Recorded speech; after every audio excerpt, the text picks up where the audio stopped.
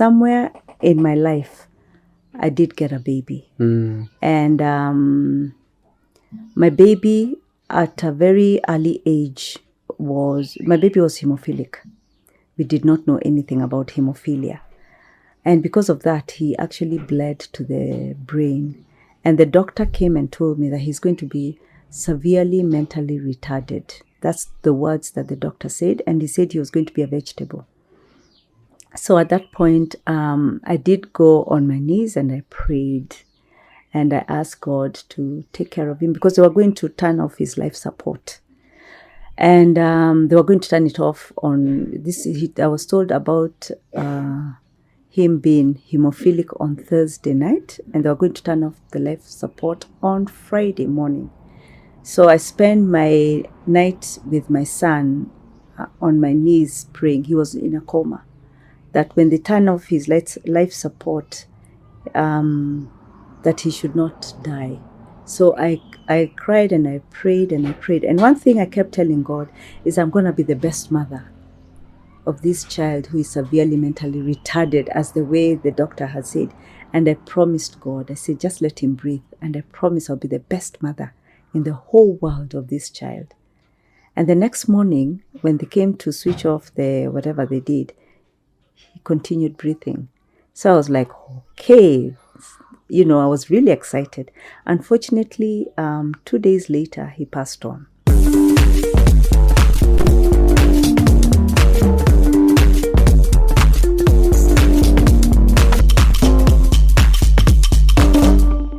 Hi there, my name is Ngare Mukiria. I'm today with a very special lady named Mrs. Eva Nyoike, who has been a very vital advocate with the support of special needs in the country for over the last 30 years. Hi there, how are you doing? I'm good, Ngare. Thank you for having me. Thank you for being with us, for giving us your time today. I wanted to start by asking, who are you and what do you do? Okay, my names, as you said, are Eva. In fact, everyone refers to me as Teacher Eva. Everywhere I go, I'm Teacher Eva. So I'm Teacher Eva. I am a mother of 5 children, ranging from 29 years old to 8 years old. I'm also a wife to one Mr. Nyoike, and whom, if I don't say that, I'll be in trouble. And what am I? I'm also I'm the director of Acorn Special Tutorials. It's a program for children with special needs. And as you said, I've been in this program for over 30 years. We started the program with my husband, but I'm the one now who is in charge of running it. It's a place where families and of children with special needs are able to come and actually find a nice haven. We take care of them. We do the assessments. We provide the necessary interventions that they need. And we also train teachers. And we have a psychosocial support program for parents. And basically, I think anything to do in special education, we try and provide it at Acorn. And then I'm also the chairperson of in the Kenya Private Schools Association. We have a subcommittee that deals specifically with matters of special needs. So I am the chairperson of that. And I'm also the technical advisor to the First Lady in issues of disabilities. Yes. Thank you very much. That's an amazing introduction. It's good to know. So my next question is, what is intellectual disability? Intellectual disabilities, as I said, our program deals with children with intellectual disabilities.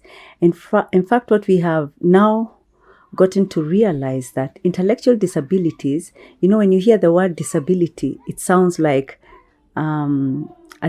something that is not able, something that is wrong, something that is dysfunction. So we prefer to actually call it neurodiversity. What is neurodiversity? Neurodiversity is when we look at the brain. Neuro is the brain. Yeah? Yes. We all have brains, isn't it? Yes. So neuro is the brain, then diversity. So a different kind of brain. A brain that receives information in a different way, processes the information in a different way, and then implements that information in a different way. So it's just a different kind of brain. The terminologies of intellectual disabilities, but we prefer to say neurodiversity.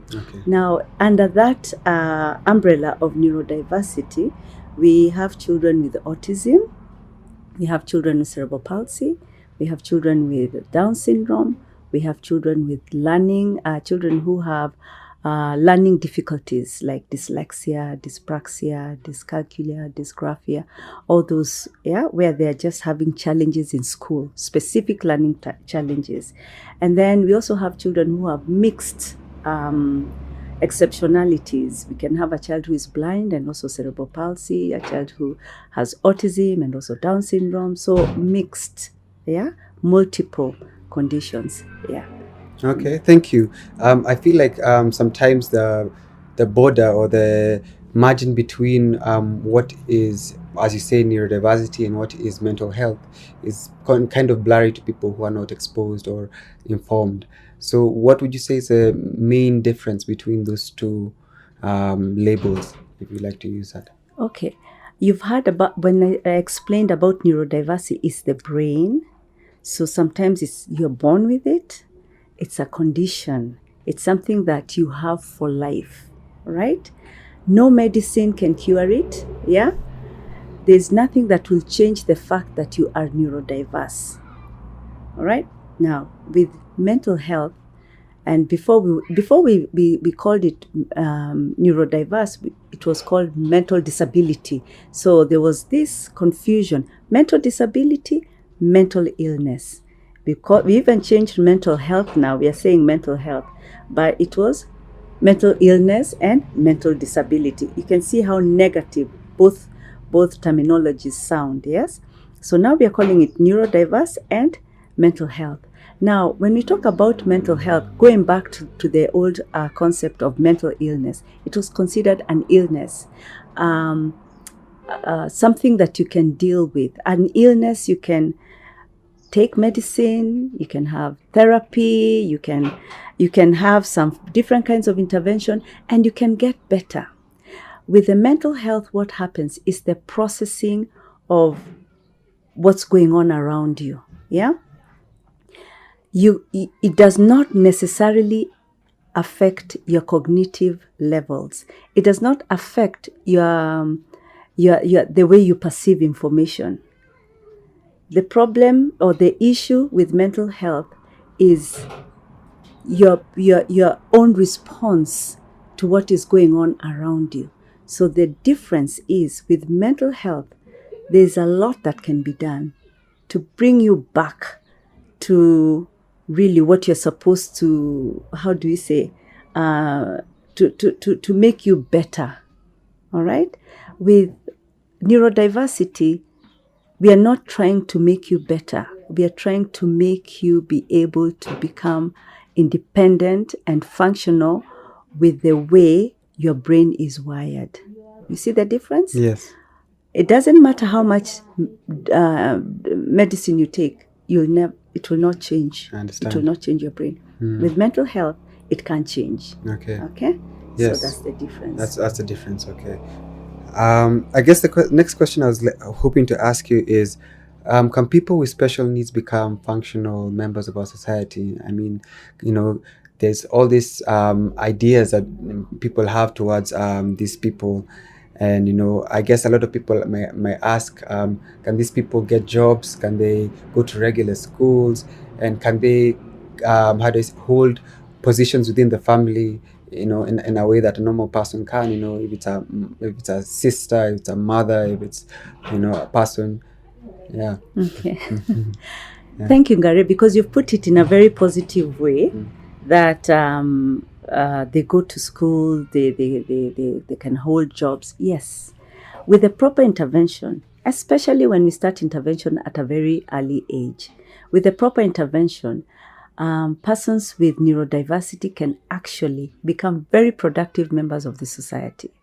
And it's not just the proper intervention, it is also the proper space, the proper attitude of the community around them that will accept them. they can be given an opportunity to actually become very independent and very productive. But there's one word you used there, which was normal. Because we always say, what is normal? Nothing. You know, what is normal? There's nothing normal. Yes. Yeah? Yes. So we look at them and say, can we appreciate their differences? And then once we appreciate their differences, can we nurture what they can do? For example, I have a student of mine. He came to me and we went through school. He came actually after, he was a bit older. He was about 16, 17 years old. And I realized he has cerebral palsy. His speech was delayed. He was not able to walk properly. He used crutches. And as we continued working with him, I realized that, wow, this guy is quite smart. And decided to try it out and take him to a college. So we took him to college. He went to DALC. Wow. After DALC, they were very excited and they saw, wow, we can actually move further with his education. So today he's graduated with a master's. At what age? He's, how old is he now? He's probably around 30. But he's got a master's. That's amazing. Yes, and he's employed by the Community Wow. Communication Authority. Yeah. He's there as a data analyst. He has his own house. Wow. Yes, Really? and he's living independently. Wow. That's a very good example of a person who's been given an opportunity. Yes. Yeah. And accepted, you see? And there he is. So now the next thing I'm waiting for him to do is to call me and tell me, Teacher Eva, I'm getting married. Wow. Yeah, which is possible. It is possible. Yeah.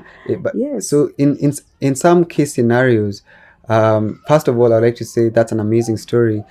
This probably wouldn't have happened for this person if he didn't come here and his abilities and his strengths weren't noticed. Yes. Yeah? If you don't, you see, when you look at the physical, when you look at him physically, the first thing anybody will do is dismiss him. Okay.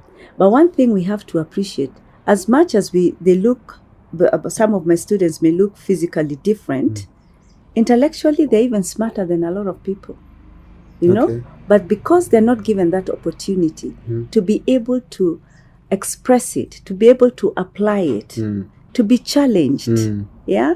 So they are dismissed. Today, if he did not get that opportunity to be appreciated and respected for what he knows, he would not be where he is.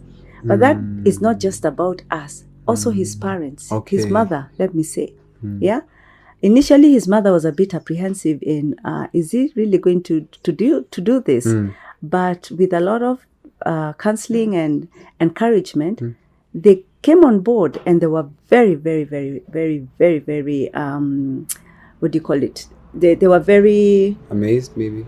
Not amazed. They were very proactive about it also. Yes, Okay. yeah. We have adults. I have another student who called me just the other day. No, he didn't call me. He actually sent me a text. And he told me... he sent me a photograph of a lady, a child, and he told me that is my wife and my son. Wow. You know, so given an opportunity, they are able, but we are the ones to accept them, to socially include them, and to appreciate and celebrate what they're able to do, and then let them.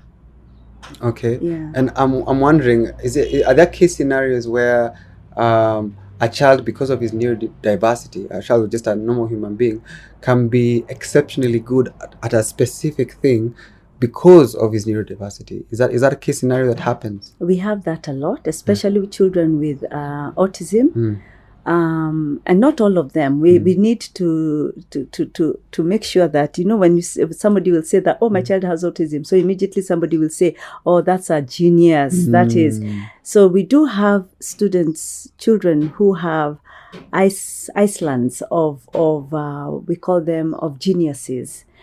But because of the nature of their brain, what happens is that once, I'm talking now about children with autism, once they are trained in a certain way, they become perfectionists. Okay. So they're very good in what they do. Others have very good skills.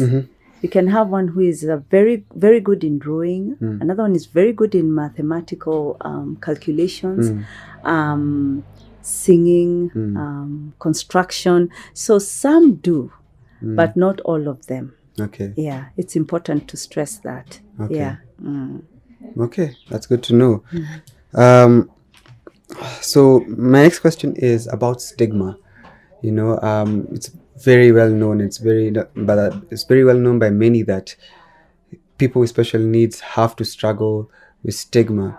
So my question is, what's the stigma that is even not known that people with special needs have to deal with, and how does this affect their life? Thank you, Ngare. That's a good question, and it's a good observation. It's very true. Once you have a child with neurodiversity, you actually enter into a different world of people who you relate to. Why? Because they understand what you are going through. When we talk about stigma, I could actually also call it myths. People ask, why is that child born like that?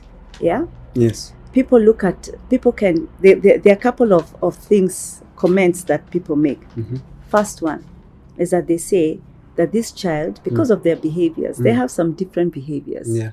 And they would say this child is demon possessed. Yes. Because sometimes the child will be running up and down and laughing and giggling. They're really in a world of their own, but they're happy. Yes. And they're not hurting you. Yes. But the minute they see that, they will say this child is demon possessed. Number one. And number two, they will say there's this thing where I've had it a lot, especially when I'm working with parents and I'm talking to them, and they will say, a mother will say, alirushiwa jicho mbaya na sijui nani na nani or somebody. So somebody looked at them badly. Okay. So that's a belief that certain cultures have. Okay. Yeah. Another one is that they say that it's something that the parents did. And they usually blame, especially like the mother. They would say, oh, the mother, yesterday we had the other day we had parents and we were just talking. I was going through some training with parents. And one of them told me that she was told that she was trying to have an abortion. So when she was having an abortion, and the abortion failed, and that's why her baby is like that. Another one said that the way the explanation came in is because before she got married, she had been sleeping around with different people. So they're all blaming the mother, you see? So the child is like this. Another one said that, another myth is that you are drinking and smoking and using substances as when you're pregnant. Yes, that is possible.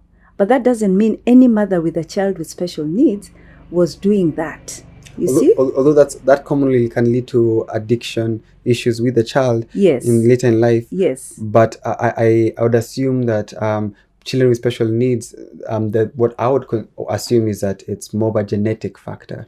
Not necessarily. Not all of them. Not all of them. Yeah. But you see, that could be a cause for getting a child with special needs.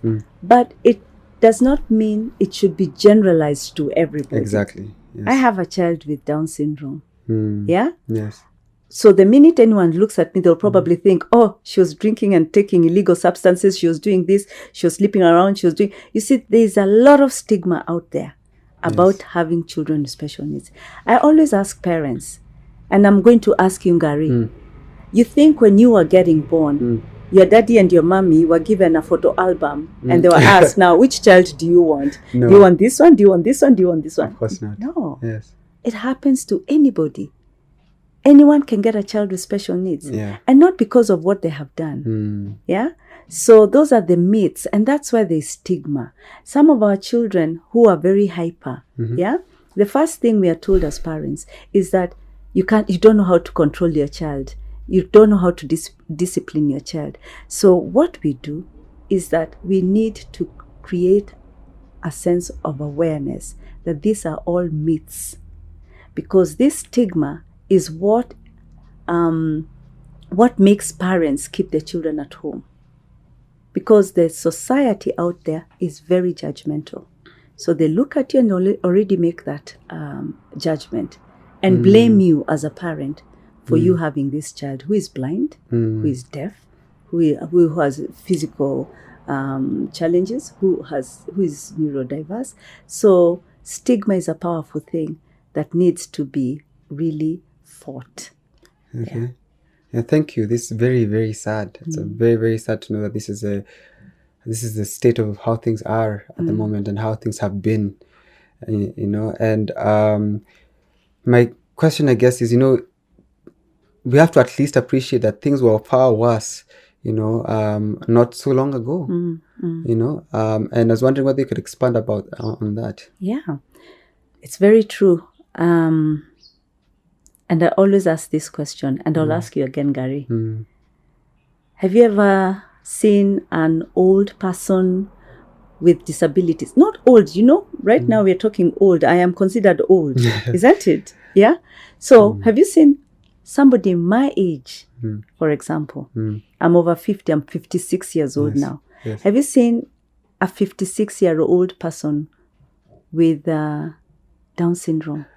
No, never. Unless it's an abandoned homeless man. Yes. That everyone is avoiding, but or never someone that not at a interacted family, at a family level, gathering, not at anywhere, not at a church, not at anywhere. Nowhere. Have you ever seen an old person with cerebral palsy? No. You see, No. we will see older people with autism because autism at that time was equated to mental illness or mental health because of the behavior. Okay, we will see them, but we will not see unless it's polio, because polio now is something that comes later in life. Yes. Yeah, but unless it's polio, I ask, have you seen these people out there anywhere, even in a presidential campaign, anywhere? Yes. You haven't seen them. Why do you think that is so? It's because the traditional societies, what they did is that they immediately got rid of these children. Why? Because it was a matter of survival. I'll give you an example about the Maasai. In our culture, I am Maasai.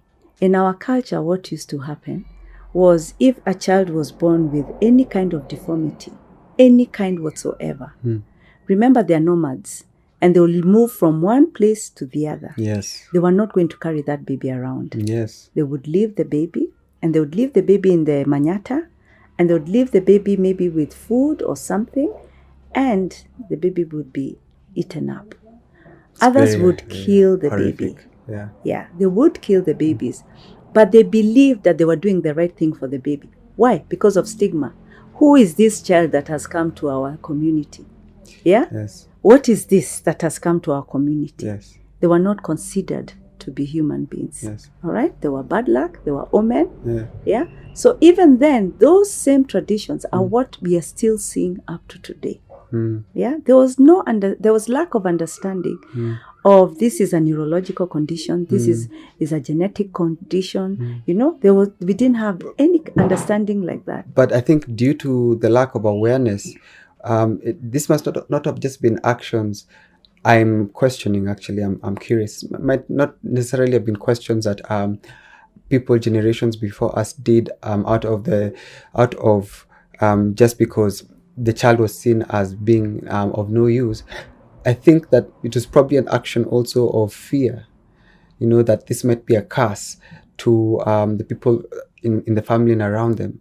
So this might not have been because people misunderstand what they fear. That's a common thing, So I don't know what's your take on that. It was a bad omen. So it was an action of fear. It's not that these people were so heartless. No, or so it was not that they were heartless. It was an action of fear, yes. And because that was their norm. Yeah. That was their norm. Yeah. So there was no place where there was sorrow. Yeah. You see, it was their norm, and it was a way of also protecting the rest of the community. Yes. You see what I'm saying? Yes. Yeah. So it was not like they were heartless. They were not heartless. Yes. It's just they did not know. Yes. So it was an action of fear, Yeah. mainly. Yeah. It was more of an action of fear than, because I would hate to embrace the idea that the people, our Forefathers. forefathers, they did not have any feelings towards the people, because I spent sometimes, specifically, for example, with Maasais. I've had the privilege of living with them, as I've told you in the past, and the Maasais, from my perspective, despite the very common wars, the small wars that happen between different clans of the Maasais, they're very, very passionate, caring people, loving. So it would be wrong, I assume, to insinuate that that Maasais, tribal people who still live in nomadic way. Sorry, I don't know. I'm lacking the right words to use, but to be wrong to insinuate that they were just heartless people who didn't care. No, they've never been heartless people. Never been. As you said, those were actions that resulted out of fear and lack of knowledge that we have today. Yes. They didn't have it. Yes. And as far as they know, they were doing the right thing. And it's not just the Maasai. Think about the Kikuyu. Yes. The Kikuyu would take the children to the forest and leave them there. Yes. Yes? Yes. What did the Luyas do? What did the Kambas do? What did they, all our in our culture, embedded in our culture, there was a way of eliminating children who were, and I'm sure they would look at them as they were deformed. They were not the same. They were different. There was a way of eliminating them. That's why they're not there today. Yes. It's not like they were not being born. Remember? Yeah, I'm sure there must have been a resistance. It sounds like a decision and an action taken by a group of elders or a whole community as a whole. It was their norm. It was their norm. It was their norm. It was just that so something that they were used to doing. It's something that they found happening, and through generation and generation they found happening. But because now, the physically disabled, albinos, people with other disorders that are not not linked to neurodiversity. Who are also treated the same way. We know very well that people with albinos used to be killed on birth. Yes. So, and why were they killed? Because people didn't know what. Because they were different. They're different. Yes. They were different. They just looked different, and that's why they were killed. Yes. Yeah. People did not understand what was going on. Yes. And we are not saying that they were ruthless and heartless. It's that they just didn't know. They did not have that understanding. Okay. But now with the understanding, we are seeing more and more children survive. Yes. Yeah? Yes. We are seeing more and more children, and they're there. Yes. Because people are understanding it is not the mother's fault, it's not the father's fault. It is not a curse, it is not a demon. It is, now they understand that. So there's a little bit, not a lot, a little bit more acceptance. Yes, and these are also human beings who have lives, dreams, ambitions, hobbies. They deserve the human right of not just food and shelter, but education, love, community. The same thing that we may take for granted.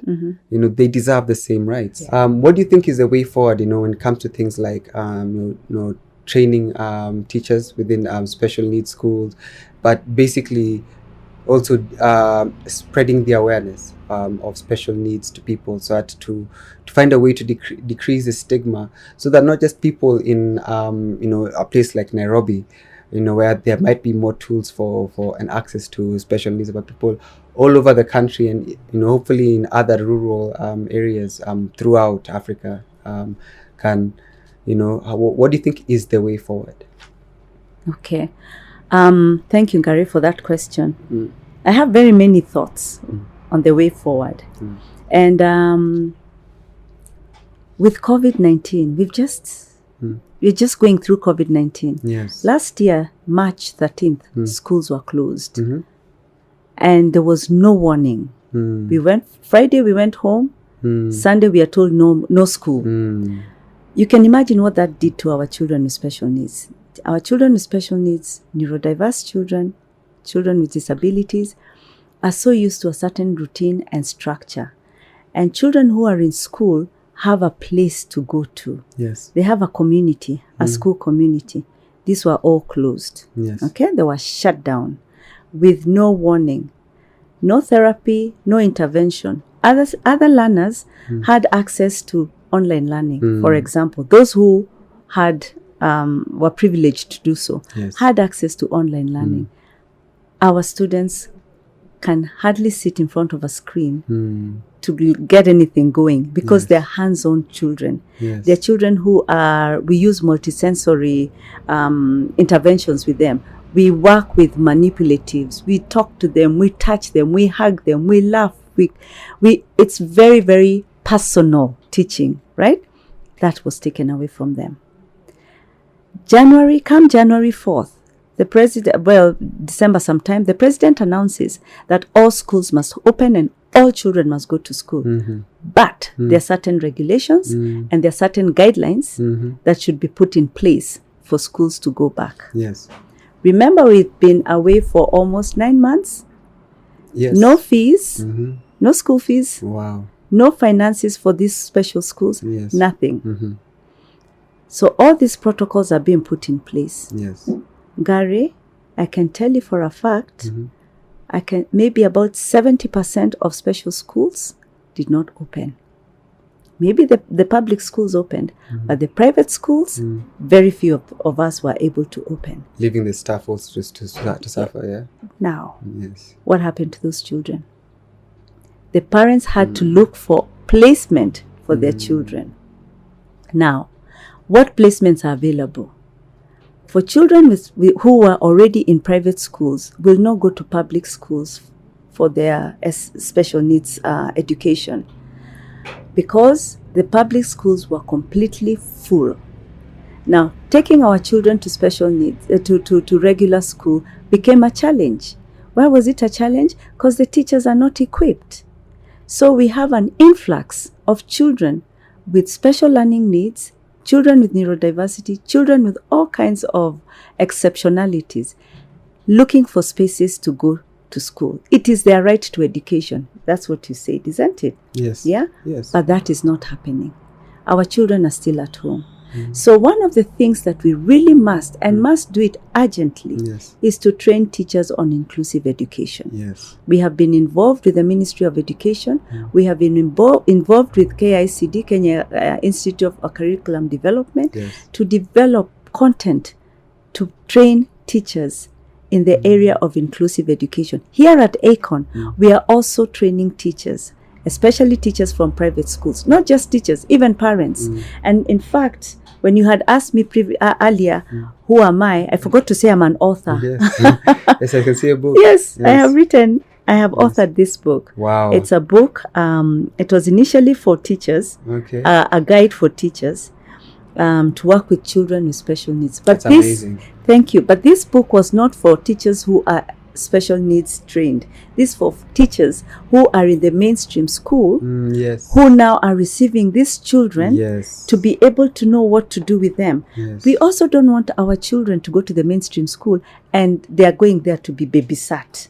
We want them to learn. So there is a loud cry that we need to equip and empower the teachers in the mainstream schools to be able to develop their skills to deal how to work with, teach, give instruction to children with special needs. And I assume this is quite important because I also assume that the only opportunity that people with special needs, students, or I'd like to use the word neurodiverse people, have as a chance to learn how to socialize with people who are both neurodiverse and not. School is the only place. So this is very important for them because they need to learn how to. And also, on the other hand, people who are don't have special needs or neurodiversity, they also need to learn how to treat people. They also need to be exposed to people who are neurodiverse, so that to learn how to teach them to treat them with respect, and dignity. I don't know. Yes, I don't know if you have something to add to that. That is a very good observation, Ngare, because guess what? There's no special world out there. Yes. Isn't it? Same one world. My Malaika is not going to graduate from Acorn and go live in a world down. This is the Down syndrome world. You see? There's no world like that. Yes. They have to be socially included. And you're right. The school is the first place for this kind of inclusion. Yes. And the advantages is not just to the learner with neurodiversity. Yes. Imagine that young girl, Yes. young boy in PP1 Mm. growing up, Yes. yeah, Yes. surrounded Yes. by people with diversity. Yes. And diversity comes in very many ways. Yes. It comes in our cultural diversity. Yes. It comes in our social diversity. It comes in our religious diversity. It also comes in our ability, the diversity in our abilities. Yes.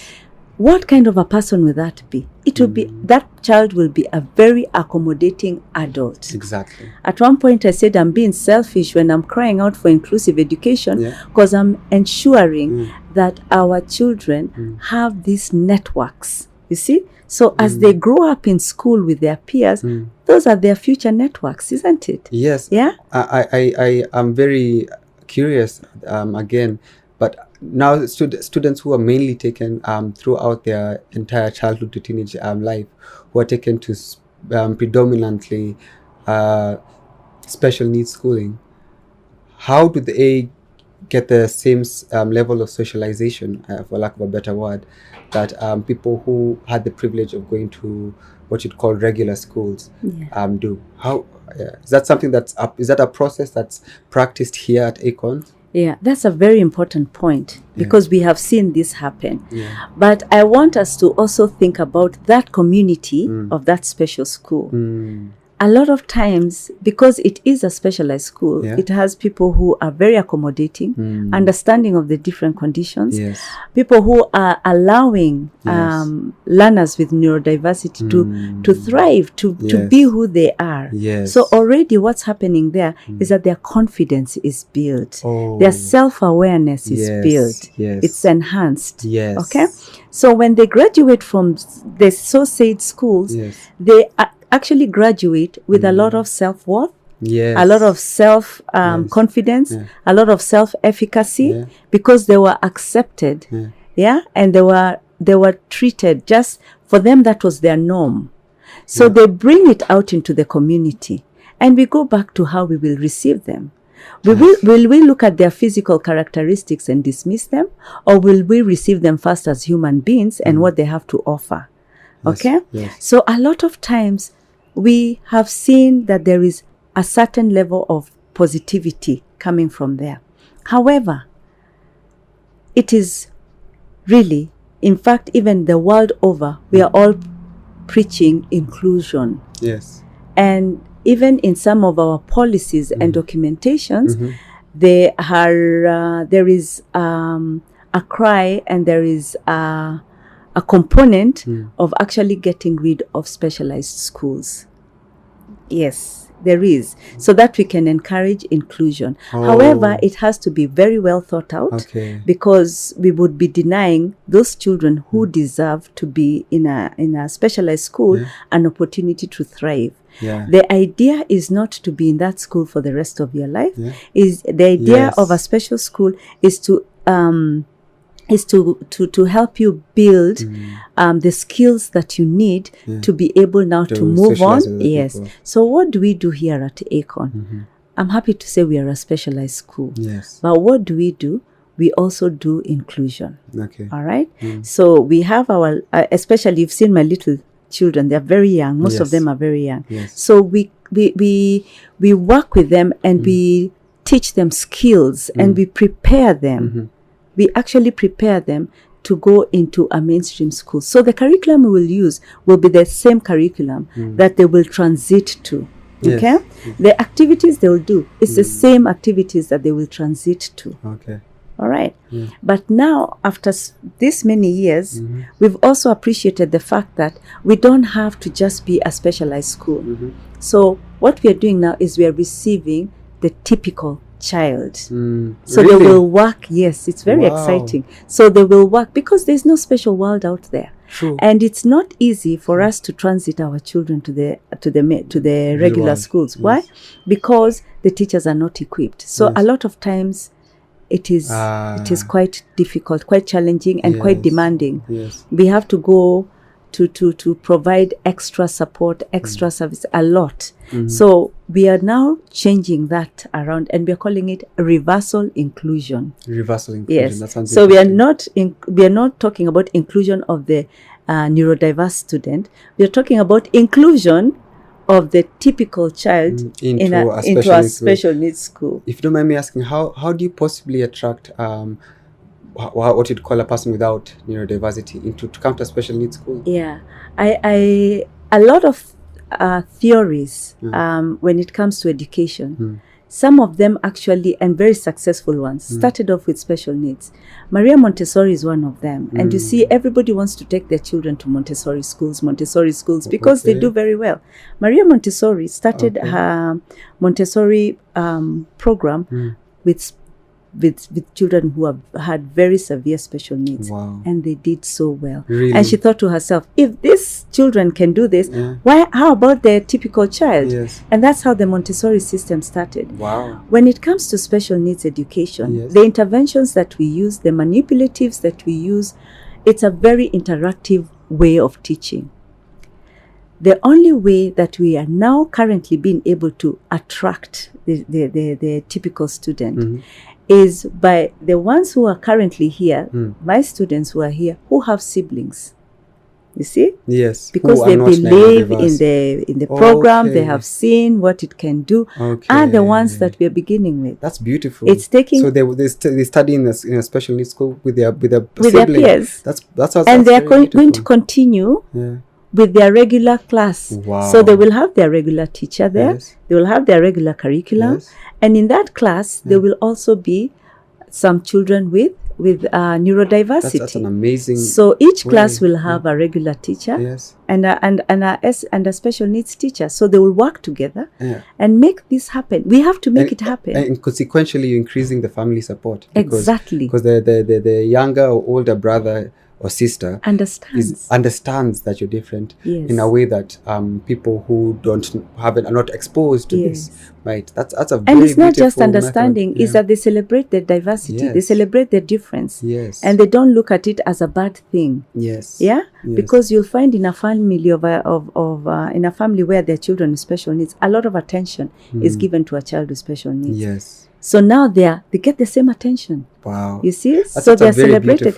It's a different way of looking at it. Reverse inclusion. Yes. Is that, did you come up with that yourself? Or? Reverse inclusion. I think it's something that you termed yourself. Yes. No, I didn't term it. I think I looked for it. The word came after we had decided that's what we are going to do. Wow. Because after 31 years and trying to place the children into mainstream school, it's worked, but it's been really a struggle. Guess what? We have to think there's a better way of doing this. And that's the better way of doing it. So another assumption, I made many assumptions, is that it makes sense for a child to start in a space of reversal inclusion and then transition to regular inclusion. So be in a space where they are accepted and embraced, and then transition to a place where they might not be around people who are as exposed, but because they are in that space where maybe they had their brother or sister or classmates brother or sister there, for them to understand, this person is not the same as me, and to learn how to behave with them, then they can more easily transition out to a place from reversal inclusion system to them being included into now, which you'd call a regular school. Is that an assumption I'm making? Or? Yes, it's an assumption, because what we want to do is actually the school will be their school. They're not going anywhere. Okay. They're not going where they'll do their exams here and then they'll move on to the next place where they're going to move on. So this is not to be seen as an intermediary. No, it's not. It's not. It's a school like any other. It's a school like any other. That we are just practicing reverse inclusion. Okay. You see? So they will be here. Okay. They will continue their academics. Yes. And I'm really excited about that. I don't think it has been really done anywhere else before, especially in our country or in the region. So it's an exciting concept that we are going to, we've actually started. We have a few of our siblings here and they are happy, and I think it makes a big difference to them also. Yeah. Yes, but I think at least one thing I can make as an appreciation, because I'm an educator too. And I've seen inclusion happening, not reversal inclusion, but I've seen normal inclusion happening. And one thing that at least I love about African culture, I don't know how things are outside, is that the young people are very innocent. Yeah. So in primary school, you see a child with neurodiversity being included into a school. Yeah. Most children they don't act like adults. Adults come with so much Baggage, for lack of a better word, but children are innocent. They'll find a child who's running all over the place and making noise in the middle of a math class. Yeah.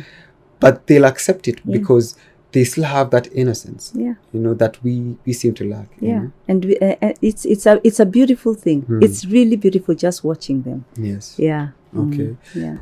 Is abandonment of children with special needs still a very huge rampant problem in our society today? It is very, very high because of everything that is associated with that. We have to think about education, we have to think about therapy, we have to think about medical, we have to think. You go to Kenyatta Hospital or any other maternity hospital and you will find that we have a high number of children with disabilities who have been abandoned or they are dumped. They're thrown away. And to what level has there been intervention from the government to help people who've been abandoned or children with special needs who can't afford to come to a school of special needs? Those ones who've been abandoned and they're in homes, the homes try and do something about it. Okay. Yeah, as long as they're in a home, then they're taken care of. Okay. And then there are certain specific homes for children with special needs. Okay. So they're also taken there. Okay. Yeah. Yeah. Okay, so the government has homes that are and there. It's not the government's homes. Actually, it's more missionary. It's religious based homes. Wow. Yeah. Okay. So a lot of individual homes. Yeah. Okay. For government, we also have the government children's homes. Yeah, but for some reason we don't see too many of them there. Are there government special needs schools actually? Yes. They are. We have, but they're specialized. We have like schools for the blind, schools for the deaf. We do have schools for, they call them schools for the mentally handicapped. Okay. Yeah, which is not a very good terminology either. Yes. Yeah, school for the physical. Yeah, we do have. Are they effective? Are they functioning I effectively? think what I can say is that they actually do the best that they can. Okay, with what and they also with what they have, they also have huge numbers of children. Okay. Yeah. But you will find, of course, it is not the best kind of scenario. It's not the best scenario, but at least something is being done. Something is being done. Okay. Yeah. Okay. And has there been advocacy or intervention by the government for schooling of children with special needs in Kenya for some time? Has there been? Yes, it is part of our basic acted education. Yeah. So it's in our policies. And how long has it been? How long has there been? I think support systems for children with special needs in regards to government. Yes. I think right through the education system they have had that support. Okay. But in specialized schools. Okay. Yes, that's why like the Great Children's Home is one of the oldest. Children's school is one of the oldest schools. Yeah. So we can go right back to World War II. Wow. Yeah, because it was a place for keeping soldiers who were injured during the war. Wow. So we have programs that Joytown has a Joytown for the physically disabled. We have schools and we have quite a number of people who've gone through these schools and they are located in what we used to call districts at that time. But they try their best. Okay. That's good. But it's good to know that something is being done. Yeah. That they're not just a bunch of... And it has been. Not a bunch of people abandoned in homes, in houses, just growing up. What we don't have is the after-school services. Okay, such as? That we don't have. Like what happens after they've done probably their Form 4. Let's say, what happens after 18 years old?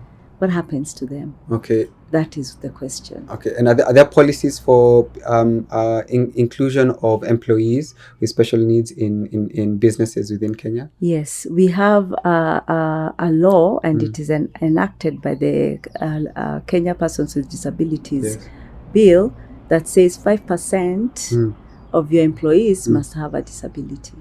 Wow. 5%. But this must obviously refer to businesses of a certain size. Yes. Okay. But it does not stipulate that. But it says 5% of a corporate, of the government offices. But is it implemented? I seriously you would doubt see that. so many Yeah. people all over the place on wheelchairs Yeah. with canes, white canes. I know. doing sign I personally know language. people who are physically disabled and can't get work. Yeah. Just because of that. Yeah. You know, Yeah. I've had of much more severe stories. Yeah. So I'd like now to take a step backwards and ask you, where did all this begin for you? When did you see a passion or an inkling, a desire to be involved in special needs? How did it start to where you are now? That's always a question that I'm asked, and every time I'm asked, I still have to think about. I still have to think about it. Well, as a young girl, I loved children. Okay. Everywhere, every time I was with children, and for some reason, I knew that was the area that I was going to get into. Okay. But at some point, something changed. And I said, yes. In fact, after my studies, I knew I was going to do early childhood education. And something changed along the line. And I said, early childhood education is, let me get something to do with special education. I had not encountered anyone with special education. Yes. I had not had any, the only person who I had encountered with who needed extra care was my grandma. Yes. Who had a stroke. So as a young girl, I would walk with her. I would, because she used to drool, I would wipe her and I would wash her hankies and all those things. So that was the only exposure I had. So I knew I was going to do special education. After my A-levels, I looked for a school, a college to do that. The only one that we had was High Ridge Teachers College. And they rejected me. Oh. They said at that time, special education was for persons who have been P1 teachers for 5 years and then now. So I had just finished my A-levels. Okay. However, somewhere in my life, I did get a baby. And my baby at a very early age was hemophilic. We did not know anything about hemophilia. And because of that, he actually bled to the brain. And the doctor came and told me that he's going to be severely mentally retarded. That's the words that the doctor said. And he said he was going to be a vegetable. So at that point, I did go on my knees and I prayed. And I asked God to take care of him because they were going to turn off his life support. And they were going to turn it off on this. I was told about him being hemophilic on Thursday night, and they were going to turn off the life support on Friday morning. So I spent my night with my son on my knees praying. He was in a coma. That when they turn off his life support, that he should not die. So I cried and I prayed and I prayed. And one thing I kept telling God is I'm going to be the best mother of this child who is severely mentally retarded, as the way the doctor had said.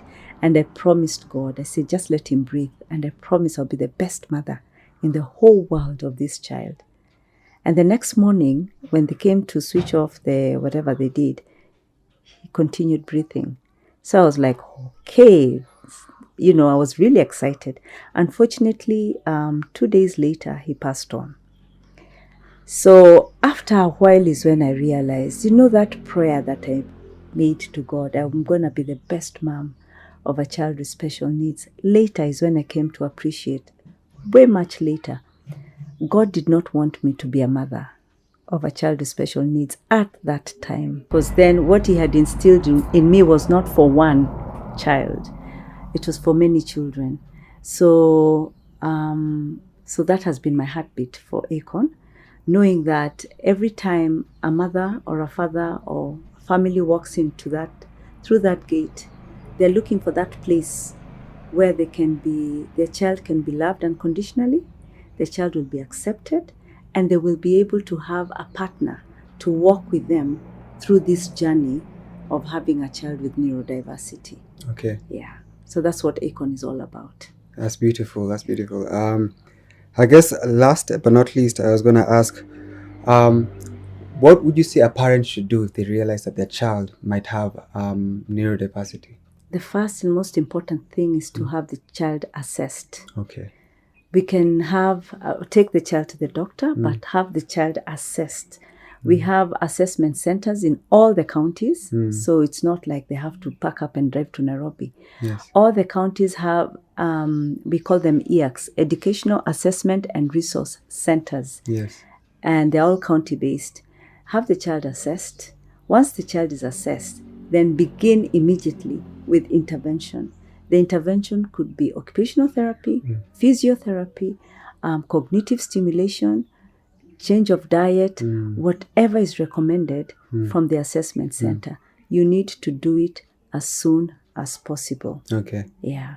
Okay, cool. And also, once you know what the diagnosis is, learn about it. Okay. Get to know what it is. Okay. So that you can equip yourself with skills to know how to help your child. Okay. Yeah. So, thank you so much for your time today, Mrs. Nyoike. Could you tell us again what the name of your book is and where one can buy it if one wanted to? All right. The name of the book is A Guide for Teachers, an Introduction to Teaching Students with Special Needs. However, this is not just for teachers. It's also working very well for parents. Yeah. If anyone wants this, Kenyatta University Library is stocking it. Okay. And people can also get in touch with us, and we can deliver it to their homes. Thank you so much for your time. You're welcome. Yes. Thank you for doing this. Okay. Yeah, thanks a lot. Okay.